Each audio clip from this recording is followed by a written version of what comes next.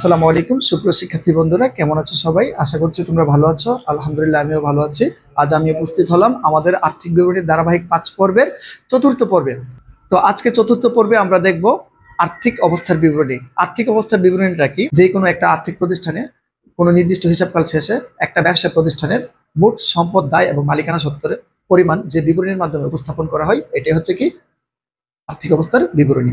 তো আমি কি বললাম, একটা নির্দিষ্ট হিসাবকাল শেষে বা কোনো একটা নির্দিষ্ট দিনে একটা ব্যবসায়িক প্রতিষ্ঠান কিংবা একটা আর্থিক প্রতিষ্ঠানের ব্যবসার মোট সম্পদ এবং দায় মালিকানা সত্ত্বের পরিমাণ সমান, এটা যে বিবরণীর মাধ্যমে প্রদর্শন করা হয়, এটি হচ্ছে কি তোমার আর্থিক অবস্থার বিবরণী। তো আর্থিক অবস্থার বিবরণীর জন্য আমি দুইটি ক্লাস রেখেছি, এর চতুর্থ ক্লাস এবং পঞ্চম ক্লাস। তো আজকের চতুর্থ ক্লাসে আমরা দেখবো কি শুধুমাত্র মোট সম্পদ নির্ণয়, অর্থাৎ আমাদের যে রেয়ামিলটা দেওয়া থাকে এবং সমন্বয় দেওয়া থাকে, সেখানে সমন্বয় এবং রেয়ামিলের মধ্যে মোট সম্পদের পরিমাণ কত আছে, ঠিক আছে, এটা আমরা দেখব। তাহলে আজকের পার্ট হচ্ছে কি আর্থিক অবস্থার বিবরণীর প্রথম পার্ট বা প্রথম পর্ব। কি আর্থিক অবস্থার বিবরণীর প্রথম পর্ব কোনটা? মোট সম্পদ নির্ণয়। তাহলে চলো সম্পদরা কি আমি আবার তোমাদেরকে একটু আলোচনা করে দিই।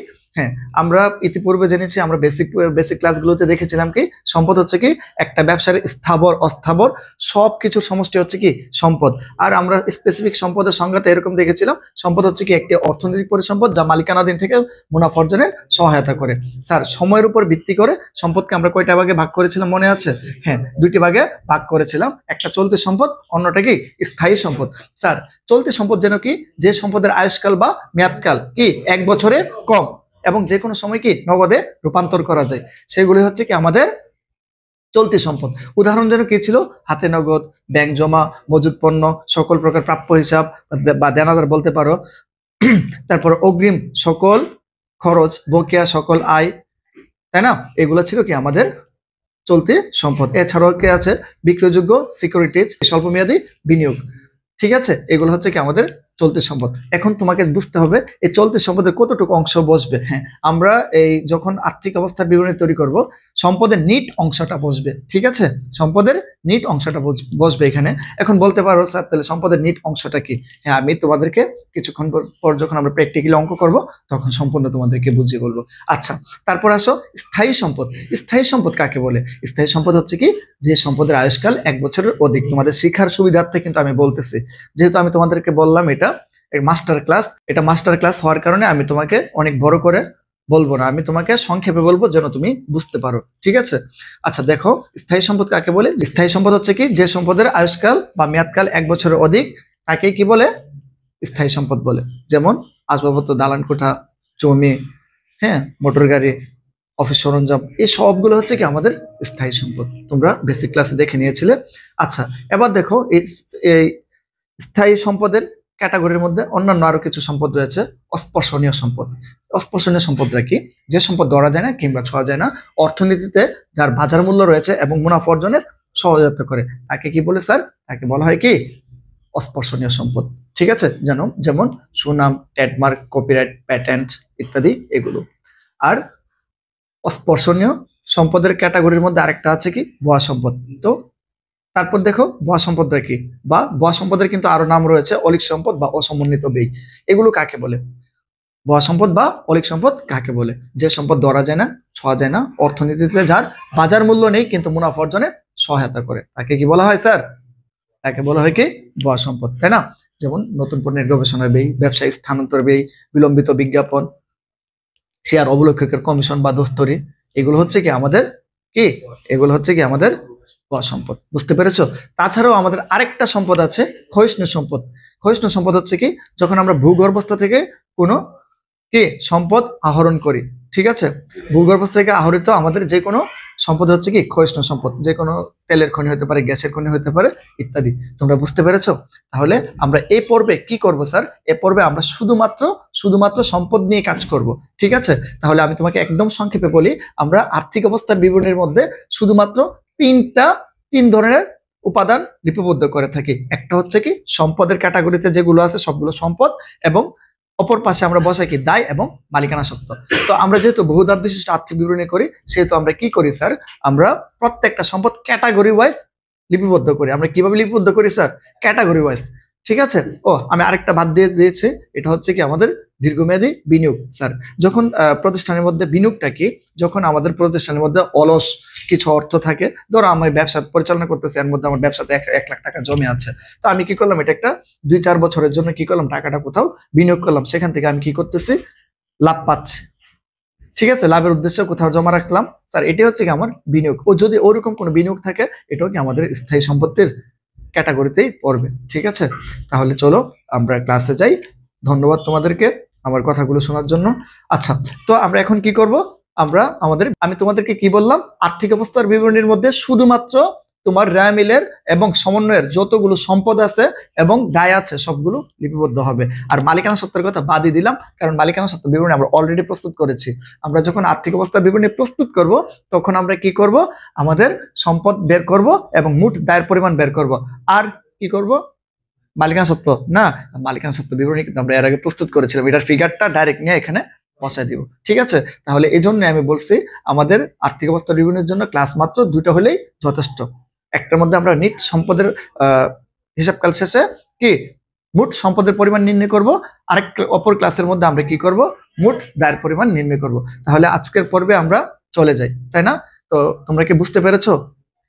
ঠিক আছে, আজকে যে পাঠটা করব, আমাদের ধারাবাহিকতা কিভাবে মেনটেন করব, এর জন্য আমরা কি করব, প্রথমে একটা ছক বানিয়ে নিলাম।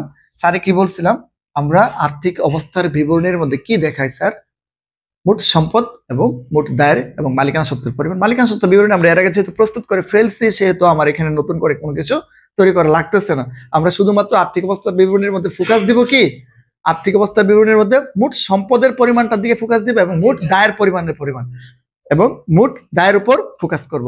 তাহলে আজকে আমরা করতেছি কি, মোট সম্পদের পরিমাণ। তো আমি কি বলছিলাম, আমরা প্রত্যেকটা সম্পদের ক্যাটাগরি ওয়াইজ কিন্তু লিখতে হবে। ঠিক আছে, তাহলে দেখো আমরা এখানে দিলাম, ধরো বিবরণ, এখানে টাকা, এখানে টাকা, আমরা এখানে সুন্দরভাবে লিখে দিব সম্পদ সমূহ।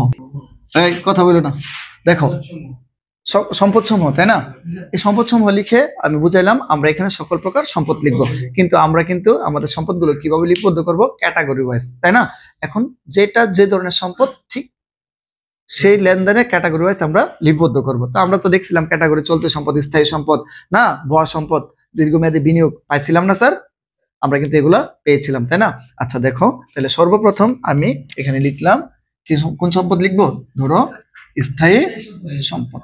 স্যার স্থায়ী সম্পদ লিখে আমরা কি করব, এখানে যতগুলো স্থায়ী সম্পদ পাবো আমাদের র্যা মিলতে এবং সমন্বয়তে সবগুলো আমরা কি করব, লিপিবদ্ধ করব। তোমরা কি বুঝতে পেরেছো?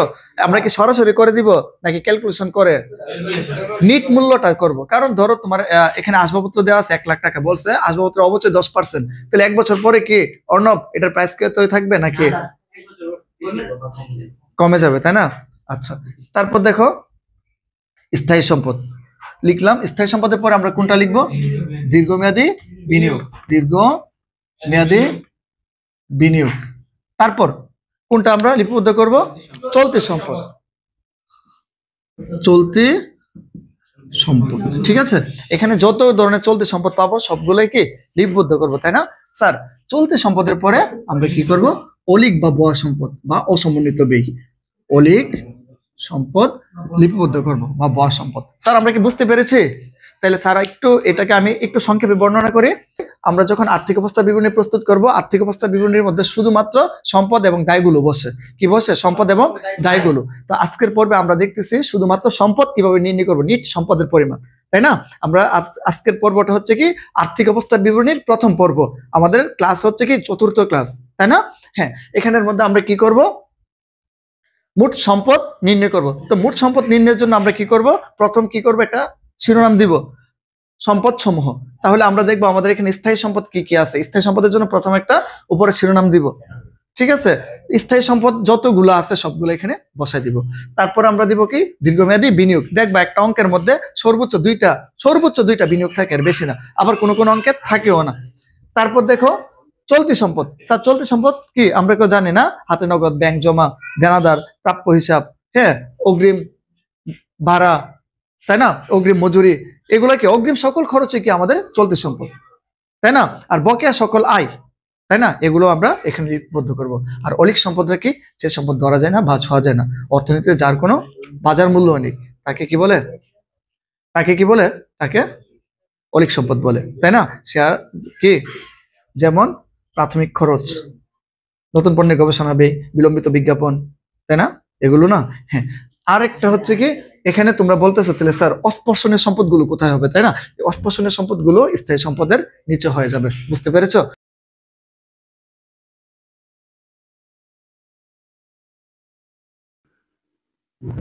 হ্যাঁ, তো দেখো আমি সম্পূর্ণ আর্থিক অবস্থার বিবরণের ধাপগুলো এখানে লিখেছি। এখানে আমি কি করেছি দেখো, সম্পদ, মোট সম্পদ বের করছি। মোট সম্পদের পরিমাণ কত হয়েছে এখানে, 40। এখন দায় ও মালিকানা সত্ত্ব, দেখো এখানে দায়, চলতি দায় বা স্বল্প মেয়াদী দায় এবং কি দীর্ঘমেয়াদী দায়, এই দুইটা দায় এবং কি মালিকানা সত্ত্ব আমি ধরে নিলাম কত, 15 টাকা। ঠিক আছে, তাহলে সর্বমোট কত হইলো, 40 টাকা। সুতরাং দায় এবং মালিকানা সত্ত্বের পরিমাণ কত, সুতরাং দায় ও মালিকানা সত্ত্বের পরিমাণ কত, 40 টাকা। এই কথা বলবা না। দেখো আমি কি করলাম, এখানে আর্থিক অবস্থার বিবরণী পুরোটা ধাপ এখানে তুলে ধরেছি। ঠিক আছে, তোমাদের মনে রাখতে হবে আমাদের আর্থিক অবস্থার বিবরণী তখনই বুঝতে হবে মিলে, মানে তোমার সম্পূর্ণ হয়েছে, নির্ভুল হয়েছে, যখন তোমার সম্পদ যত হবে দায় মালিকানা সত্ত্বের পরিমাণ তত হবে। ঠিক আছে, তাহলে আমি তোমাদেরকে আমি এখানে আরেকটা কলাম করার কথা ছিল, আমি করি নাই। ঠিক আছে, তোমরা হয়তো বুঝতেছো আমরা এখানে কি করতাম, এখানে আরেকটা করতাম, কিন্তু আমি করি নাই। একত্রে করার কারণে এখানে মোট দায়টা দেখে নেই। আচ্ছা, তারপর দেখে দেই। সুতরাং মোট দায় কত হয়েছে, মোট দায় কত, 25 টাকা। তোমরা কি বুঝতে পেরেছো? অর্থাৎ আমাদের আর্থিক অবস্থার বিবরণীতে সবসময় কি হবে, সম্পদের ফলাফল যত হবে এর বিপরীতে দায় ও মালিকানা সত্ত্ব এর ফলাফল তত হবে, তখন আমাদের অঙ্কটা হয়েছে বলে গণ্য হবে। আচ্ছা, তারপর দেখো আজকে আমরা কি করতেছি, আজকে আমরা আর্থিক অবস্থা বিবরণী প্রথম পার্ট, মোট সম্পদ, মোট সম্পদের পরিমাণ নির্ণয় করব। তাই এটা করার জন্য আমরা কি এই ধাপটা অনুসরণ করব। কোন ধাপটা, এই ধাপটা। ঠিক আছে, ধাপটার মধ্যে আমি কি করলাম, স্থায়ী সম্পদ, দীর্ঘমেয়াদী বিনিয়োগ, চলতি সম্পদ, ভুয়া বাউলিক সম্পদ। এখন বলতে পারো যদি স্যার আমারটা কোনো ক্রমে এলোমেলো হয়ে যায়, হ্যাঁ, যদি তুমি স্থায়ী সম্পদ নিচে লিখো, ভুয়াটা উপরে লিখো, কোনো সমস্যা হবে না। কিন্তু তুমি স্থায়ী সম্পদের কোনো লেনদেন তুমি নিয়ে চলতি সম্পদে ঢোকাতে পারবে না। বুঝতে পেরেছো? তাহলে আমরা আমাদের ধারাবাহিক যে 4টা উদাহরণ ছিল, এই 4টা উদাহরণ দিয়েই শুরু করি। ঠিক আছে, তাহলে আমাদের প্রথম উদাহরণটা হবে কি, আরতি এন্টারপ্রাইজ, তাই না? তো আমরা চলো, তোমরা বইটা নাও আর প্রশ্নটাও তোমরা দেখো।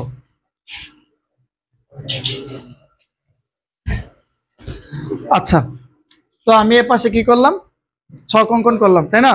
তা ছকের মধ্যে সর্বপ্রথম উপরে কি যেন লিখি আমরা, প্রতিষ্ঠানের নাম, তারপরে বিবরণীর নাম, আমরা যে বিবরণীটা প্রস্তুত করতেছি, তাই না? আর এখানে হবে কি, তারিখ।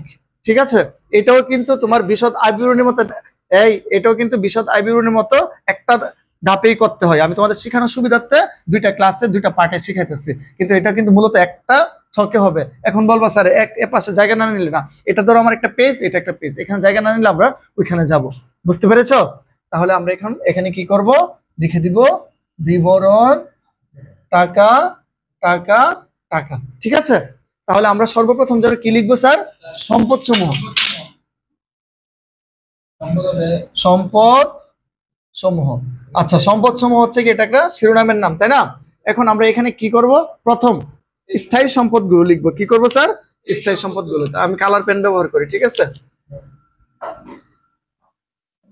স্থায়ী সম্পদ। আচ্ছা, তাহলে আমরা প্রশ্নটা পড়ি। 156 পৃষ্ঠা, উদাহরণ 2 খুলো। আর্থি অ্যান্ড সন্সের হিসাবরক্ষক নিচের রেয়া মিলটি প্রস্তুত করেছেন। দেখো এখানে কি বলছে, রেয়া মিল 31 ডিসেম্বর 2017 বলছে কি, পণ্য ক্রয় বিক্রয়, পণ্য ফেরত, বেতন, আন্তঃপরিবহন, বহি পরিবহন, বীমা প্রিমিয়াম, হ্যাঁ, তারপর কি বিজ্ঞাপন খরচ, ব্যাংক জমা। ব্যাংক জমা এটা কি চলতি সম্পদ না, দেনাদার মালিকানা সত্ত্ব তহবিলতে যাবে। আমরা অলরেডি লিপিবদ্ধ করে ফেলছি, এটা নিয়ে মাথা ঘামানোর দরকার নেই, আমরা এটার উত্তরটা নিয়ে বসাই দিব স্যার। তারপর দেনাদার চলতি সম্পদ, পাওনাদার চলতি দায়, যন্ত্রপাতি, স্যার যন্ত্রপাতি বলছেন স্থায়ী সম্পদ। তাহলে যন্ত্রপাতির পরিমাণ কত স্যার, 2,80,000। যন্ত্রপাতি কত, আচ্ছা তো দেখো তো এখানে যন্ত্রপাতি কত স্যার, আমরা কি 2,80,000 বসাবো? দেখো অবশ্যই বলছে 10%, তাহলে 2,80,000 টাকা আগে লিখে 2,80,000। স্যার কত পার্সেন্ট বাদ দিতে হবে, অবশ্যই অবশ্যই কত, 10%। তাহলে 2,80,000 টাকার কত, 28,000, কত 28,000। স্যার এখানে আরেকটা কথা বলছে, যদি দেখেন পুঞ্জীবিত অবচয়, যে পুঞ্জীবিত অবচয় কার, যন্ত্রপাতির, তাহলে কত হাজার টাকা? 56,000 টাকা। স্যার এই পুঞ্জীবিত অবচয়টা কি করতে হবে? এটা বিগত বছরের, এটা কি করতে হবে? এটা বাদ দিয়ে দিতে হবে। পুঞ্জীবিত অবচয় কি করতে হবে? আমাদের এই সম্পদ থেকে বাদ দিতে হবে। পুঞ্জীবিত অবচয় কত হাজার টাকা স্যার? 56,000 টাকা। স্যার একটু বাদ দেন তো, কত হয়? শিওর? 1,96,000। তোমরা কিন্তু বই দেখে উত্তর বইলো না, ঠিক আছে? তারপর হ্যাঁ, আমাদের আর কি স্থায়ী সম্পদ আছে? আর কিছু আছে স্যার? হ্যাঁ, জমি, জমি আছে, যন্ত্রপাতি আছে না? যন্ত্রপাতি লিখে ফেলছি। জমি কত স্যার? স্যার জমি কত? 4,73,200। 4,73,200। ঠিক আছে স্যার। আর কোনো কিছু আছে স্থায়ী সম্পদে? আর আমরা কোনো কিছু দেখতে পাচ্ছি না, নাই। তাহলে যোগ করলে কত হবে?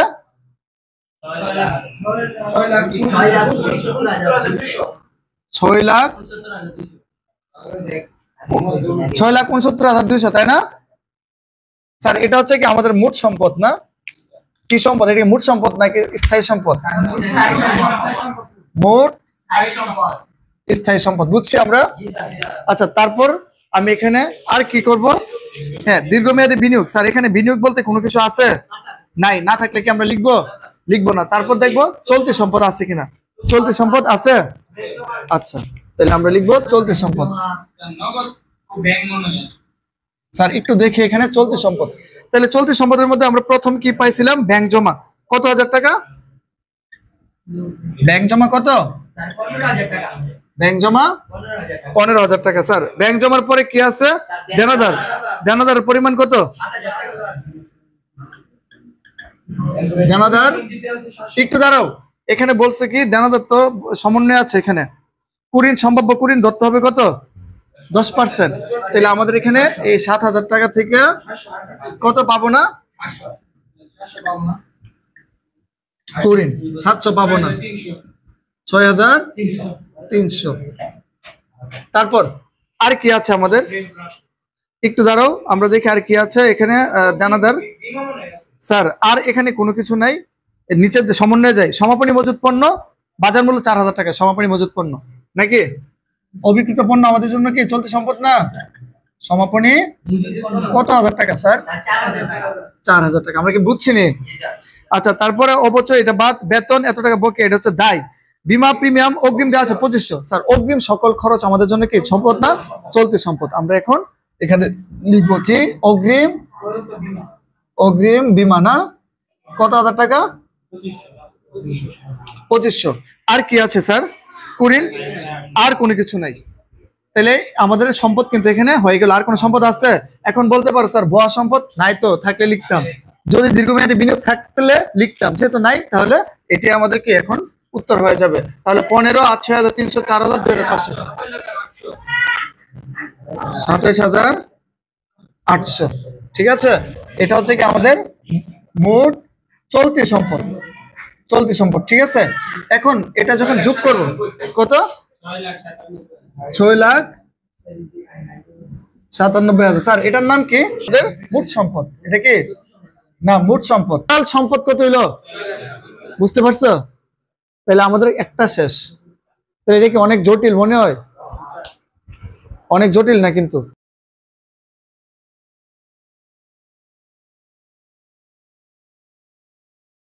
আচ্ছা, তো দেখো আমরা এখন উদাহরণ 3-এর আর্থিক অবস্থার বিবরণীর প্রথম অংশটা করব মোট সম্পদ পর্যন্ত। এর জন্য কি করব? আমরা এই সিকোয়েন্সটা ব্যবহার করব, তাই না? আচ্ছা, তারপর দেখো, এই সবাই রেডি? তাহলে আমরা কি করব? সর্বপ্রথম উপরে কি লিখব? প্রতিষ্ঠানের নাম। আমরা যে বিবরণী প্রস্তুত করতেছি আর্থিক অবস্থার বিবরণী, আর এখানে হচ্ছে কি তারিখ, তাই না? আচ্ছা, আর আর্থিক অবস্থার বিবরণী প্রথম ধাপের জন্য আমরা কি করি? সম্পদ সমূহ, তাই না? তাহলে আমরা সম্পদ সমূহ লিখলাম। এখন আমরা কি লিখবো? স্থায়ী সম্পদ দিয়ে শুরু করব। কি দিয়ে শুরু করব? স্থায়ী সম্পদ। স্যার স্থায়ী সম্পদের মধ্যে প্রথম কি দেওয়া আছে স্যার? এই তোমরা যদি কথা কও তাহলে তো আমার, আচ্ছা স্যার পড়তেছি। হ্যাঁ, তো আমরা পড়ি প্রারম্ভিক মজুদ আসবে না, বিক্রিত পণ্যের ব্যয় প্রথম ধাপে লিখে ফেলছিলাম, ক্রয় বিক্রয় আসবে না, ডক চার্জ আসবে না, পরিবহন আসবে না, বহি পরিবহন আসবে না কারণ এটা খরচ। হ্যাঁ, কমিশন প্রাপ্তি আসবে আসবে না, এটা আয়, আয় তো আর এখানে আসে না, বেতন আসবে না। তারপর এখানে আছে 10% বিনিয়োগ, এটা আসবে। এই যে দেখো দীর্ঘমেয়াদী বিনিয়োগ, এটা আসবে এখন না, একটু পরে। আগে সম্পদ, স্থায়ী সম্পদ গুলো শেষ করি। তারপর হাতে নগদ চলতি সম্পদ এখন আসবে না, দেনাদার আসবে কিন্তু এখন না। তারপরে আমদানি শুল্ক, মণিহারি, বিদ্যুৎ খরচ, বিদ্যুৎ বিল, তারপরে উত্তোলন মূলধন, ক্রয় ফেরত, বিক্রয় ফেরত, ব্যাংক জমাতিরিক্তি, ক্রয় বিক্রয় কমিশন, প্রাপ্ত বাট্টা প্রাপ্তি, বাট্টা প্রদান, বাট্টা প্রাপ্তি, আসবাবপত্র, যন্ত্রপাতি, বিনিয়োগের সুদ। হ্যাঁ, তাহলে আমরা আসবাবপত্র কি সমন্বয় কিছু বলছে? বলে নাই। তাহলে আমরা এখানে লিখবো কি আসবাবপত্র। আসবাবপত্র কত স্যার? 20,000। যন্ত্রপাতি কত? যন্ত্রপাতি 70,000। সমন্বয় তো কিছু বলে নাই, বলছে স্যার? বলে নাই। আচ্ছা, আমাদের এখানে স্থায়ী সম্পদ আর কি আছে? আর কিছু নাই। তাহলে কত হইলো? 90,000 টাকা। তাহলে মোট স্থায়ী সম্পদের পরিমাণ কত? 90। স্যার তারপর আমরা লিখবো কি দীর্ঘমেয়াদী বিনিয়োগ। দীর্ঘমেয়াদী বিনিয়োগের পরিমাণ কত?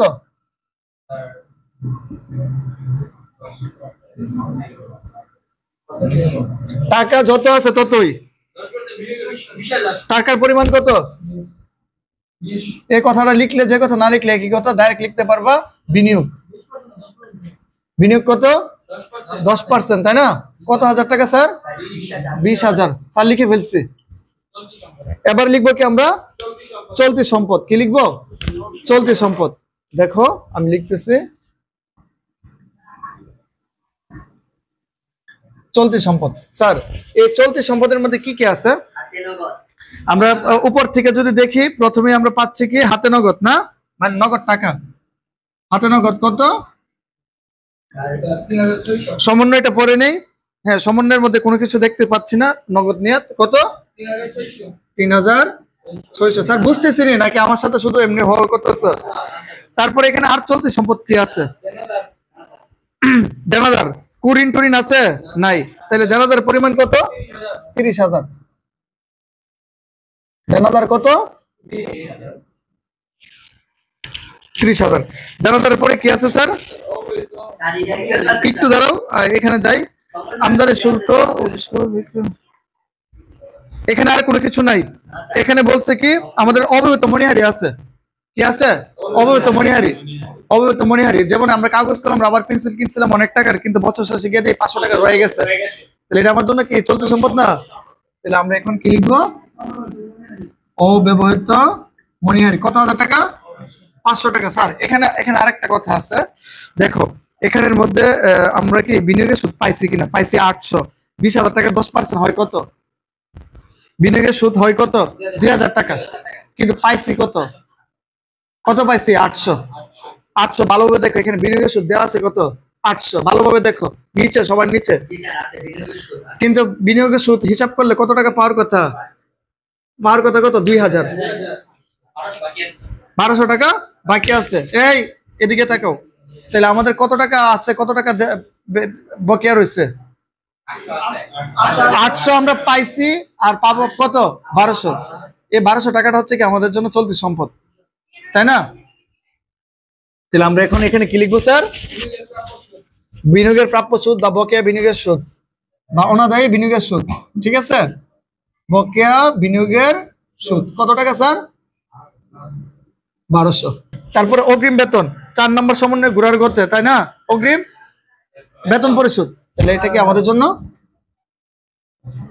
অগ্রিম বেতন কত হাজার? 4,000। অগ্রিম বেতন কত লিখলাম? 4,000। এখন সর্বশেষ মজুদ পণ্যটা লিখে ফেলি। মজুদ পণ্য কত হাজার টাকা স্যার? কত? 40,000। তোমাদেরকে বলি এইগুলা কিন্তু এলোমেলো হইলে কোনো সমস্যা নাই, কিন্তু চলতি সম্পদ গুলো থাকলেই হইলো। ঠিক আছে? কত হইলো আমাদের মোট চলতি সম্পদ? কত যোগ করছো?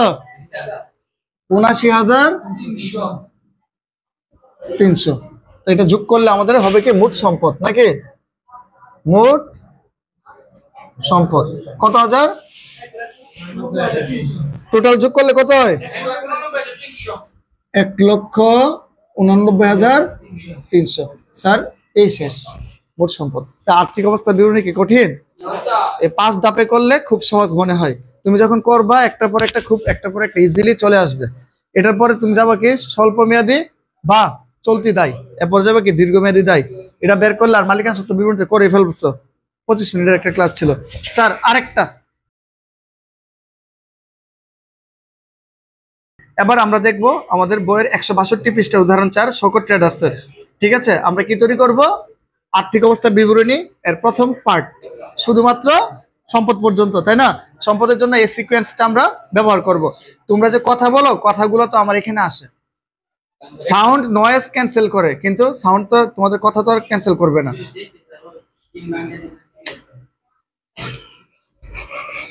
তাহলে দেখো আমরা শুরু করি না?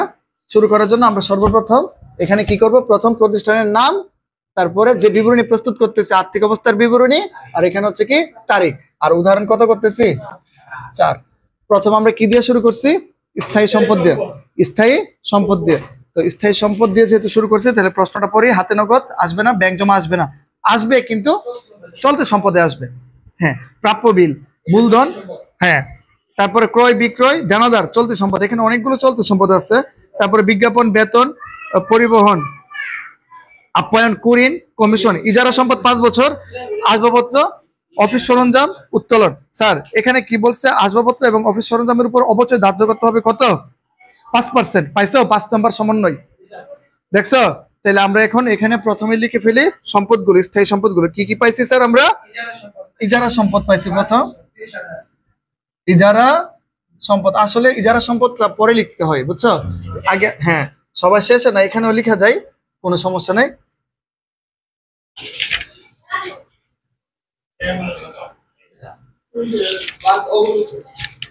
ইজারা সম্পদ কত স্যার? 30,000। দেখো তুমি অবলোপন বলার আগে হয়তো বই দেখে বলতেছো, আগে স্যারের কাছ থেকে বুঝো কি বলে। ইজারা সম্পদ কি বলছে এখানে? 5 বছর। তার মানে কি আমরা যে 30,000 টাকা ইজারা সম্পদ দিলাম, কত টাকা ইজারা সম্পদ কত টাকা দিলাম? 30,000। এখন আমরা কিন্তু ব্যবহার করে ফেলছি, ওরকম কোনো ভূমি টুমি সংক্রান্ত কোনো এগুলোর জন্য কি অবচয় হয় না, এগুলোর জন্য হয় কি অবলোপন। ঠিক আছে, আমরা অবলোপনটা বাদ দিয়ে দিব। তাহলে আমরা 1 বছর ব্যবহার করছি, কত হবে? 6,000 মাইনাস ইজারা সম্পদের অবলোপন 6,000 টাকা। এখন আমি ক্যালকুলেশন করলাম না, এই জন্য আমি ক্যালকুলেশনটা করলাম না, কারণ আমি তোমাদের মোট মুনাফার মধ্যে নিট মুনাফা নির্ণয়ের সময় দেখাইছিলাম। ঠিক আছে, এটা কিভাবে করতাম? আমরা এটাকে ভাগ করতাম কত দ্বারা? অবশ্যই এটাকে আমরা কি করতাম? 5 মেয়াদ দ্বারা ভাগ করে আবার গুণ করে দিতাম আমাদের যে অংশটা রয়ে গেছে। তাহলে কয়টা অংশ রয়ে গেছে? 1 বছর খরচ হয়েছে, তাহলে খরচটা এখানে দেখাইলাম, তাহলে 4 বছর এখানে রয়ে গেছে। আচ্ছা, তারপর দেখো ইজারা সম্পদের পরে আমাদের কি আছে? আসবাবপত্র। কি আছে? আসবাবপত্র। আসবাবপত্রের পরিমাণ কত? 4,000। 4,000। স্যার এখানে অবচয় আছে না? পুঞ্জীভূত অবচয় আছে? নাই, শুধু অবচয় আছে 5%। তাহলে আমরা অবচয়টা বাদ দিয়ে দিব না? অবচয় কত? 200 টাকা আসে, 5%। কত হয়? 4,000, সরি 3,800। 3,800। তারপরে আমাদের আছে কি স্যার? অফিস সরঞ্জাম। এটার উপর কত? অফিস সরঞ্জাম হচ্ছে কত? 5,000 টাকা, তাই না? আমরা এখান থেকে বাদ দিয়ে দিব কি? অবচয়। কত হয়? 250 টাকা না? বাদ দিলে 4750, তাই না? আচ্ছা স্যার, তারপরে আমাদের এখানে আর কি সম্পদ আছে? স্থায়ী সম্পদ আর কিছু আছে? নাই। তাহলে আমরা এটা যোগ করে ফেলবো। স্যার যোগ করলে কত হয়? 32,550। তোমার কি যোগ করে বলতে চাই? যোগ করছো? না না, তো এরকম করলে হবে না, কারণ আমরা তো এখানে লিখতেছি। বলো কত?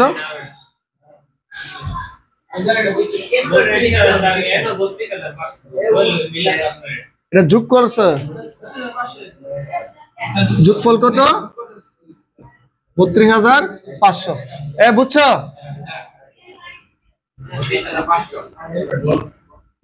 আচ্ছা, তারপর এখন আমরা এরপরে কি লিখবো? দীর্ঘমেয়াদী বিনিয়োগ। স্যার দীর্ঘমেয়াদী বিনিয়োগ আসেনি এখানে?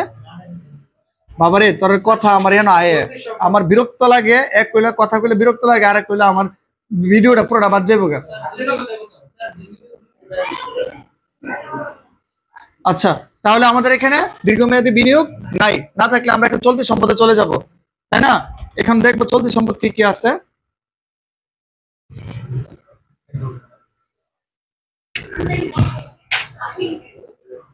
তাহলে কত হলো স্যার আমাদের? 32,000। এবার আমরা দেখবো কি দীর্ঘমেয়াদী বিনিয়োগ। দীর্ঘমেয়াদী বিনিয়োগ নাই, যেহেতু নাই আমরা এখন কি করব? চলতি সম্পদ লিখবো। কি লিখবো? থাক, লিখলাম না, এখন ইচ্ছা করে লিখলাম না।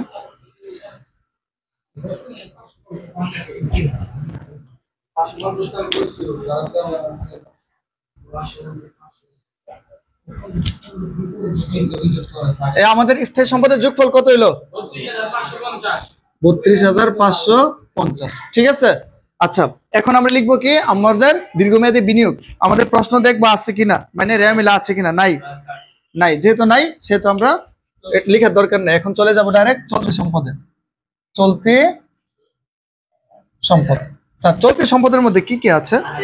হাতে নগদ, ব্যাংক জমা, সমন্বয়ে বলছে দেনাদার এত টাকা আদায়যোগ্য নয়, বেতন, বকেয়া আর সমাপনী মজুত পণ্য। নিচে আছে আমাদের একটা, ঠিক আছে, আর দেনাদারের সাথে সমন্বয় করতে হবে একটা, তাই না? আচ্ছা, তাহলে স্যার আমরা লিখে ফেলি না? হাতে নগদ কত? 8,200। ব্যাংক জমা 11,000। আর ব্যাংক জমা 11,000 না? তারপর আছে প্রাপ্য বিল। প্রাপ্য বিল কত? সকল প্রকার প্রাপ্য হিসাব কি আমাদের জন্য চলতে সম্পদ না? কত হাজার? 3,000। প্রাপ্য বিল কত? 3500। দেনাদার, দেনাদার কি? দেনাদার আমাদের এখানে সমন্বয় আছে, তাই না? দেনাদার 22,000। স্যার দেনাদারের সমন্বয় কি বলছে? আদায়যোগ্য নয় কত? 1,000। যদি না থাকে তাহলে কি করবো? বাদ দিয়ে দিব না? মাইনাস। কুড়ি আর ওনাদের পাওনা একই কথা, কারণ দেনাদারের যে অংশটুকু আদায়যোগ্য নয়, তাহলে আমাদের এখানে দেনাদার আছে কত? 22,000। 1,000 টাকা পাবো না, তাহলে কি আমাদের এখনো 22,000 থাকবে? 21,000। তাহলে আমরা কুড়িটা বাদ দিয়ে দিব। বাদ দিলে কত হবে? 21,000। স্যার তারপরে কি আছে? আমাদের কুরিন লেখা শেষ, মানে দেনাদার লেখা শেষ, সরি। তারপরে আমাদের এখানে বিজ্ঞাপন, বেতন, পরিবহন। হ্যাঁ, আমাদের এখানে আর কোনো কিছু নাই। এখন আমরা চাচ্ছি কোথায়? সমন্বয়ে। সমন্বয় আছে কি? সমাপনী মজুদ।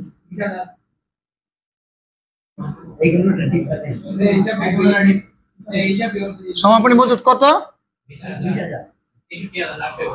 কত? আচ্ছা, এবার আমাদের এখানে সব সম্পদ লেখা শেষ, চলতি সম্পদ লেখা শেষ। এবার আমরা যোগ করব। যোগ করলে কত হয়? কত? 63,700। আর কোন সম্পদ আছে কিনা দেখো। নিচে আছে বিজ্ঞাপন খরচ অর্ধেক বিলম্বিত করতে হবে। স্যার এটা বয়া সম্পদ। এই যে, হ্যাঁ, এটা বয়া সম্পদ, অলিক সম্পদ। ঠিক আছে, বিলম্বিত বিজ্ঞাপন। তাহলে স্যার বিলম্বিত বিজ্ঞাপনের পরিমাণ কত? তাহলে বিজ্ঞাপন কত হয়েছিল আমাদের? টোটাল 60,000। যেহেতু অর্ধেক করবো তাহলে 3,500। তাহলে স্যার আমরা এখানে লিখে দিব অলিক সম্পদ। কালারটা কি ব্যবহার করছিলাম? কালো না? তাহলে আমি এখানে লিখে দিই অলিক সম্পদ। অলিক সম্পদ বিলম্বিত বিজ্ঞাপন কত হাজার টাকা স্যার? 3,500। দেখো আমার এখানে জায়গা সংকট, সেজন্য একটু ছোট করে লিখলাম। ঠিক আছে, তা আমরা এটা এখন আমাদের সব সম্পদ লেখা শেষ। এবার আমরা কি করব? যোগ করব। আমরা এখানে 3 ধরনের সম্পদ পাইছি: স্থায়ী সম্পদ, চলতি সম্পদ এবং কি বয়া সম্পদ বা অলিক সম্পদ। সবগুলো সম্পদ যোগ করলে বের হবে কি আমাদের? কত? 99,750। স্যার মিলছে কিনা একটু? ঠিক আছে, তা আমরা পাইলাম কি মোট সম্পদ। পরবর্তী ক্লাসে আমরা এটা করবো আর কি। তাহলে আমাদের পুরো আর্থিক বিবরণী শেষ হইলো। আচ্ছা, তারপর আমরা এখন করব উদাহরণ 5, ফারহানা। পৃষ্ঠা যেন কত? হ্যাঁ, তাহলে আমরা এটা করি। ফারহানা এন্টারপ্রাইজের আমরা কি করব? আর্থিক অবস্থার বিবরণী তৈরি করব। এর জন্য আমরা কি করব? এখন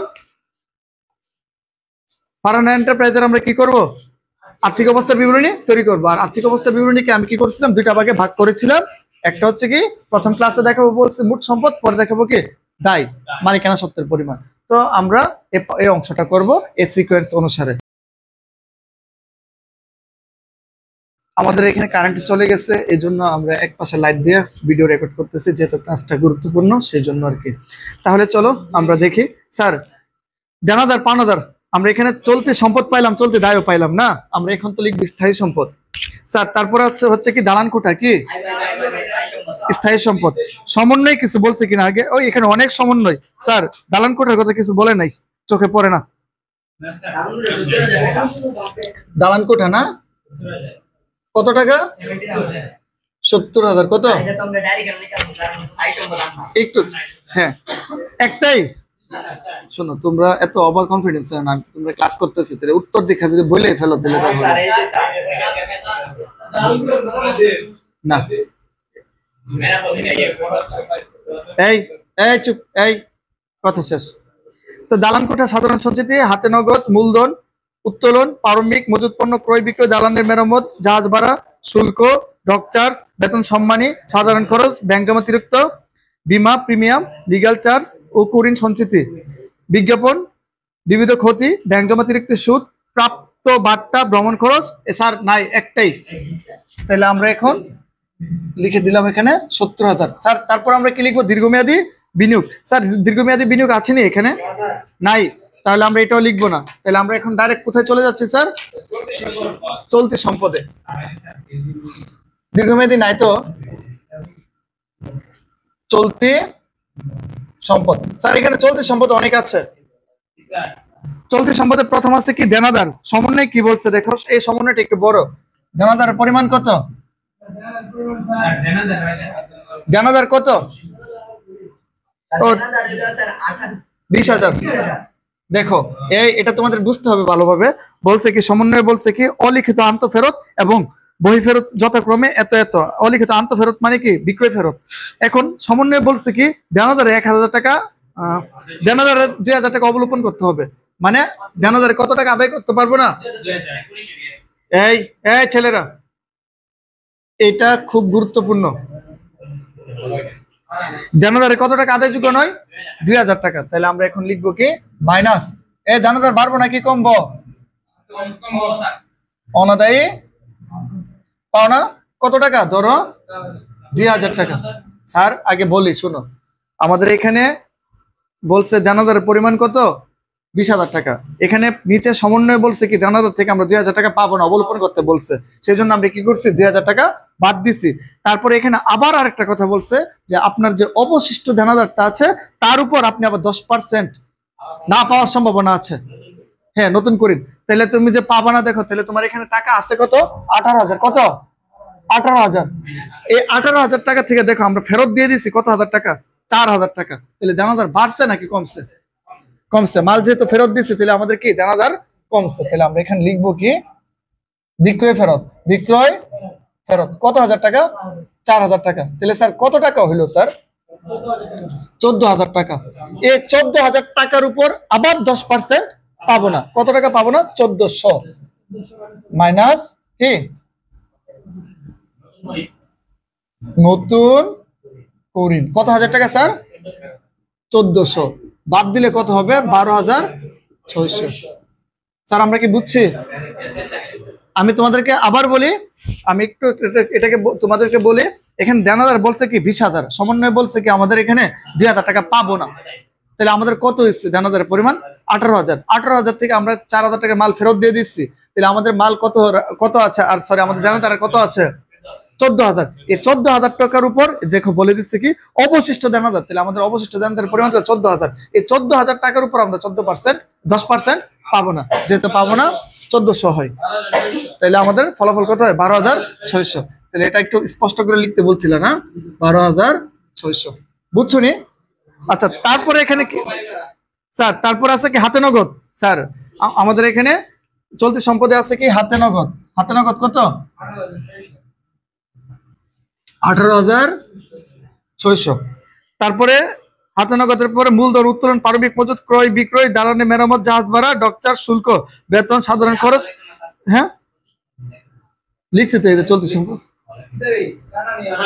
ব্যাংক জমাতিরিক্ত, বীমা প্রিমিয়াম, লিগ্যাল চার্জ, বিজ্ঞাপন, বিবিধ ক্ষতি, ব্যাংক জমাতিরিক্ত সুদ, ব্যাংক জমা অতিরিক্ত সুদ, তারপরে হচ্ছে কি প্রাপ্ত বাট্টা ভ্রমণ খরচ, প্রাপ্ত বাড়ি ভাড়া আয়কর। স্যার আমাদের একটু দাঁড়াও, প্রাপ্ত বাড়ি ভাড়া কেন আসবে?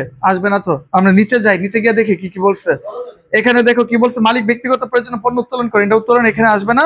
অলিখিত আনতে ফেরত, এটা আমরা দেনাদার থেকে বাদ দিয়ে দিচ্ছি। বীমা প্রিমিয়াম, হ্যাঁ 2017 30 সেপ্টেম্বর পর্যন্ত পরিশোধিত 1 বছরের জন্য। স্যার এই যে আমাদের অঙ্ক শেষ জুন মাসে, তাহলে 3 মাসে এখানে অগ্রিম দেওয়া, তাহলে আমরা 3 মাসের লিখতে হবে না। যদি অগ্রিম কোনো খরচ থাকে তাহলে আমার জন্য চলতি সম্পদ না, তাহলে আমরা লিখবো কি অগ্রিম বীমা। স্যার একটু, আমি তো এখন যাই নাই, ওখানে গেলে বলবো। অগ্রিম বীমা প্রাপ্ত হইলে পেয়ে গেছে, আয় হয়ে গেছে, আর প্রাপ্য তাহলে আসবে। আচ্ছা তাহলে আমাদের অগ্রিম বীমা, স্যার অগ্রিম বীমার পরিমাণ কত? এই 375 কিভাবে হইলো? আমাদের এখানে বীমা কত আছে আগে দেখো। এই যে বীমা প্রিমিয়াম বলছে কত, 1500 টাকা। এই 1500 টাকাকে 12 দ্বারা ভাগ করবা, 3 দ্বারা গুণ করবা, ঠিক আছে? তাহলে 12 দ্বারা ভাগ করলে 125 হয়। 1500 কে যদি আমরা কত দ্বারা ভাগ করি? 12 দ্বারা ভাগ করি, 12 দ্বারা ভাগ করি, সেক্ষেত্রে কত হবে? 125। আর 125 কে যখন আমরা 3 মাস দ্বারা গুণ করব, তখন আমাদের বের হয়ে যাবে কি 375। অগ্রিম বীমা কত? 375। বুঝছো নি? হ্যাঁ 3 মাস দ্বারা গুণ, বুঝো নাই? আচ্ছা তারপর এখন কি বলছে দেখো, অব্যবহৃত মণিহারি 1000 টাকা। স্যার অব্যবহৃত মণিহারি 1000 টাকা, তাহলে আমাদের এখানে হ্যাঁ অব্যবহৃত মণিহারির কি চলতি সম্পদ না? অব্যবহৃত মণিহারি কত হাজার টাকা স্যার? বাবারে তোরা কথা কইস না, তোরা যদি কথাই কস তাহলে আয়া কি লাভ? তারপরে এখন বলছে 1 মাসের বাড়ি ভাড়া অনাদায়ী। দেখো 1 মাসের বাড়ি ভাড়া অনাদায়ী, তাহলে আমাদের এখানে প্রাপ্ত বাড়ি ভাড়া আছে কিনা দেখো। প্রাপ্ত বাড়ি ভাড়া, বাড়ি ভাড়া, হ্যাঁ প্রাপ্ত বাড়ি ভাড়া হচ্ছে 11,000 টাকা। তার মানে 11 মাসের পাইছি 11,000 টাকা, 1 মাসের কত হবে? 1000। তাহলে আমরা এখানে লিখবো কি প্রাপ্য বাড়ি ভাড়া, প্রাপ্য বা অনাদায়ী বাড়ি ভাড়া না, প্রাপ্য বাড়ি ভাড়া কত হাজার টাকা স্যার? 1000। বুঝছো স্যার? তারপরে আমাদের এখানে আর কি চলতি সম্পদ আছে, দেনাদার তো লিখে ফেলছি। সমাপনী মজুদ আছে 40, সমাপনী মজুদ, সমাপনী মজুদ পণ্য কত স্যার? 40,000 টাকা। স্যার আমরা বুঝছি নি? হ্যাঁ বুঝছি। আচ্ছা এবার আমাকে বলো তো আর কোন কিছু আছে কিনা? আর কোন সম্পদ আছে? আর কোন সম্পদ তো আমরা পাই নাই। পাইছি? পাই নাই। তাহলে আমরা এটা যোগ করে দাও। চলতি সম্পদ মোট কত হয়েছে? 73,575। আচ্ছা এই চুপ, আমাদের এখানে চলতি সম্পদ পেলাম 73,575, স্থায়ী সম্পদ পেলাম কত? 70,000। দেখো এখানে আমাদের দীর্ঘমেয়াদী বিনিয়োগও নাই, ভুয়া সম্পদও নাই, আছে? নাই, যেহেতু নাই সেহেতু আমরা লিখবো না। তাহলে আমরা এটা যোগ করলে আমাদের মোট সম্পদের পরিমাণ বেড়ে যাবে। যোগ করলে কত হয়?